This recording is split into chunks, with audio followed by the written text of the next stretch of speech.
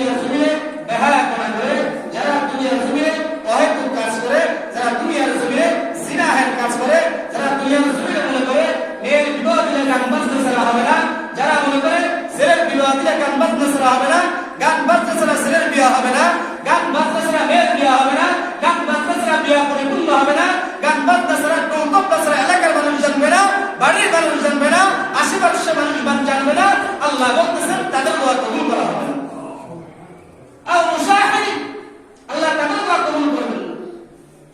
বর্তমান সমাজ এমন হয়ে গেছে, কিছু কিছু মানুষ এমন আছে যে গান বাজনা ইত্যাদি ছাড়া মেয়ের বিয়ে দিতে চায় না, ছেলের বিবাহ দিতে চায় না, এটা মনে ফরজ আইন মনে করে। আর এটা যে কত বড় গুনাহ, এটা কেউ গুনাহ মনে করে না।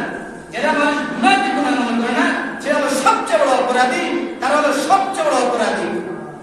আল্লাহ কাল হাসরে কিয়ামতের ময়দানে দিন আমাদের প্রত্যেককে জিজ্ঞাসা করবেন, আলা কুল্লুকুম রা'ইন ওয়া কুল্লুকুম মাসউলুন আন রা'ইয়াতিহি।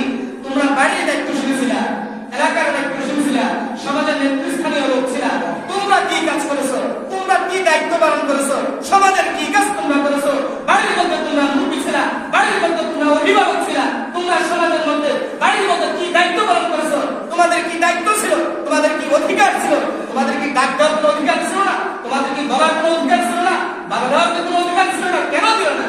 আলা কুল্লুকুম রা'ইন ওয়া কুল্লুকুম মাসউলুন আন রা'ইয়াতিহি।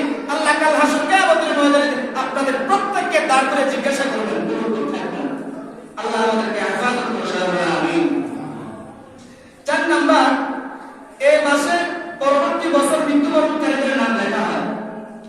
আগামী বছর কতজন মানুষ মারা যাবে, আগামী বছর কতজন মানুষ দুনিয়া থেকে চলে যাবে, তাদের নামগুলোকে আল্লাহ তাআলা এই মাসে লিপিবদ্ধ করে ফেলেন। কোন মাসে?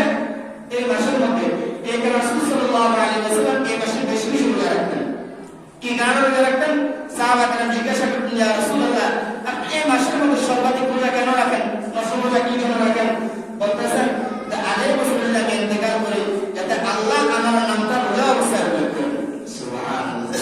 আল্লাহ যদি আমার নামটা কি করেন, আল্লাহর কাছে লিস্টে চলে যাবে, আল্লাহ যদি আমার নামটা কি করেন, রোজা অবস্থায় উল্লেখ করেন। বলতেছেন মাকানা হুমুল গায়স যাতা ওয়া শাবান ইন্নাল্লাহা ইয়াকতুবু ফীহি আলা কুল্লি নাফসিন মা ইয়াতাকাল্লামু তিলকা সানা। অর্থাৎ যারা মৃত্যুবরণ করবে প্রত্যেকটা মানুষের নাম এই বছরের মধ্যে কি হয় লেখা, এই শাবান মাসে কি করা হয় লেখা হয়। আল্লাহ পাক রব্বুল আলামিন আমাদেরকে শাবান মাসে বেশি বেশি আমল করার তৌফিক দান করুন। আল্লাহ পাক রব্বুল আলামিন শাবান মাসে আমরা বেশি বেশি রোজা রাখবো, কোরআন তেলাওয়াত করবো, বেশি বেশি নফল রোজা রাখার জন্য চেষ্টা করবো। আর সামনে আসতেছে 20 শাবান, আগামী শুক্রবার দিন গেরা জলসম্পদ ইনশাআল্লাহ